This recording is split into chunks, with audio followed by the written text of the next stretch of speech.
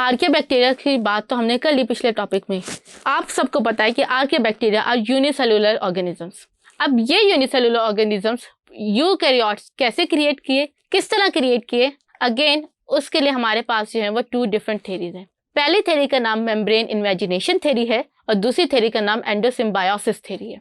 हम इन दोनों को 1 बाय 1 डिटेल में स्टडी करते हैं। पहले बात करते हैं मेम्ब्रेन इन्वेजिनेशन थेरी की। मेम्ब्रेन इन्वेजिनेशन थेरी के अंदर अगर आपको याद हो तो मैंने आपको बताया था कि जो बैक्टीरियाज होते हैं उनकी, क्योंकि वे एक सिंगल सेल हैं, तो उनकी सिंगल एक ही सेल में सारे जो होते हैं वो डेली लाइफ फंक्शनिंग परफॉर्म करने होते हैं, जैसे रिस्पिरेशन, डाइजेशन, एक्सक्रीशन। तो वो अपनी सेल मेम्ब्रेन के अंदर कुछ इनर फोल्डिंग्स क्रिएट करते हैं, जैसे कि आपको नजर आ रहा है। ये इनर फोल्डिंग्स जो हैं ये हेल्प करती हैं उसके डेली फंक्शनिंग को परफॉर्म करने के लिए। अकॉर्डिंग टू साइंटिस्ट ऐसा हुआ कि ये इनर फोल्डिंग्स जो थी वो इस तरह से अरेंज हुई और इन्होंने किसी डीएनए को या किसी प्लाज्मिड को जो था वो सराउंड कर लिया, और फिर ये इनर फोल्डिंग जो थी वो अपनी मेम्ब्रेन से जो था वो सेपरेट हुई और एक सिंगल मेम्ब्रेन बॉन्डेड स्ट्रक्चर्स जो थे वो क्रिएट करना शुरू किए। फिर ये single membrane bonded structure double membrane बने और इससे हमारे न्यूक्लियस, माइटोकॉन्ड्रिया एंड क्लोरोप्लास्ट जो थे वो क्रिएट हुए। दूसरी थ्योरी आती है एंडोसिम्बायोसिस की। एंडोसिम्बायोसिस थी लिन मार्गुलस ने जो था वो प्रेजेंट की थी। अब उस endosymbiosis as a name show, endo means inside and symbiosis mean relationship.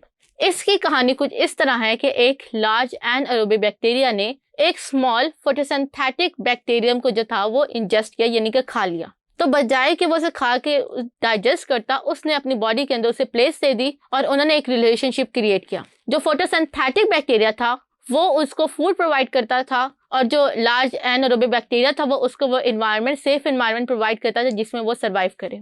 तो इस तरह वो ही जो फोटोसिंथेटिक बैक्टीरियम है वो इवॉल्व हुआ इनटू क्लोरोप्लास्ट। देन इसी तरह उसी लार्ज बैक्टीरिया ने जो था बैक्टीरियम ने इंजेस्ट किया अपनी बॉडी के अंदर एक स्मॉल एरोबिक बैक्टीरियम, और वो एरोबिक बैक्टीरिया बिल्कुल इसी तरह उसके साथ रिलेशनशिप क्रिएट हुआ एनर्जी के लिए, और वो आगे चल के माइटोकॉन्ड्रिया जो था उसने वो क्रिएट किया। फिर अगर मूवमेंट की बात करें तो फ्लैजिला के लिए हम लोग कहते हैं कि स्पायरोकीट्स जो कि बैक्टीरियास हैं, ये वो ऑर्गेनिजम्स हैं जिन्होंने आगे चल के जो है वो फ्लैजिला जैसे स्ट्रक्चर को जो था वो इवॉल्व किया। तो इस तरह से हम लोग जो है वो एक्सप्लेन करते हैं कि प्रोकैरियोटिक सेल्स इवॉल्व हुए इनटू यूकैरियोटिक, और जैसे ही यूकैरियोटिक सेल्स हुए दुनिया में एक बहुत बड़ा रेवोल्यूशन आया, क्योंकि ये यूकैरियोटिक सेल्स इतने ज़्यादा अडेप्टिव थे और इतने ज़्यादा एफिशिएंट थे कि उन्होंने दुनिया के अंदर जितनी भी लाइफ थी, डाइवर्सिटी ऑफ लाइफ, उस सब को जो था वो स्पीडीली क्रिएट किया। तो इन 2 थेरीज के अकॉर्डिंग हम लोग जो है वो इस चीज़ को देखते हैं कि प्रोकैरियोट्स से यूकैरियोट्स जो हैं वो किस तरीके से क्रिएट होते हैं।